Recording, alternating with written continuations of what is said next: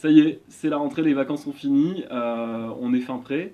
Demain, c'est l'accueil des élèves. Il ne faut pas oublier qu'un lycéen sur trois est scolarisé dans la voie professionnelle et donc c'est la rentrée pour tous les élèves de CAP, de Bac Pro et des différentes filières d'enseignement de la voie professionnelle. Et donc la rentrée aussi pour les profs de lycée professionnel, les PLP. Alors, l'actualité en cette rentrée, c'est bien évidemment que c'est la première rentrée sous l'ère Macron, celle sous la houlette de Jean-Michel Blanquer, ministre de l'Éducation nationale. Et évidemment, ça n'étonnera personne, on n'attend rien de bon sur la voie professionnelle de la part de ce gouvernement. Deux mesures phares annoncées dans le programme du président.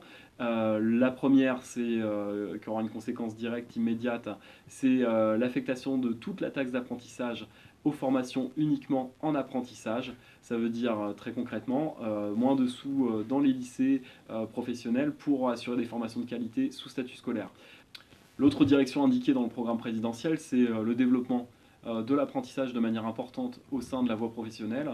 Ça, c'est une inquiétude importante, notamment parce que ce développement de l'apprentissage se fait par la mixité des publics au sein d'une même classe, c'est-à-dire des élèves à la fois sous statut scolaire et des élèves sous statut d'apprenti, ce qui ne va pas se poser de problème sur la réalisation des programmes, sur l'organisation du temps de service des enseignants et des élèves, et qui amènera, à n'en pas douter, une casse des horaires, des maxima horaires hebdomadaires, c'est-à-dire les fameux 18 heures hebdomadaires d'enseignement, et donc une menace très concrète et très directe sur le statut des professeurs de lycée professionnel.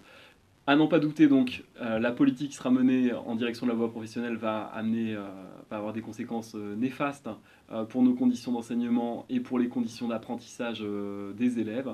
Et donc la CGT Éducation, vous le savez, appelle à défendre l'intérêt des salariés. L'intérêt des salariés, c'est l'intérêt des PLP et de leurs élèves, mais c'est aussi plus largement l'intérêt des salariés et notamment la mobilisation contre la casse du Code du travail, cette loi travail XXL. Et nous, on appelle à la préparation de manifestations et de grèves XXL en réponse à la politique du gouvernement. Et pour ça, on vous donne un premier rendez-vous le 12 septembre.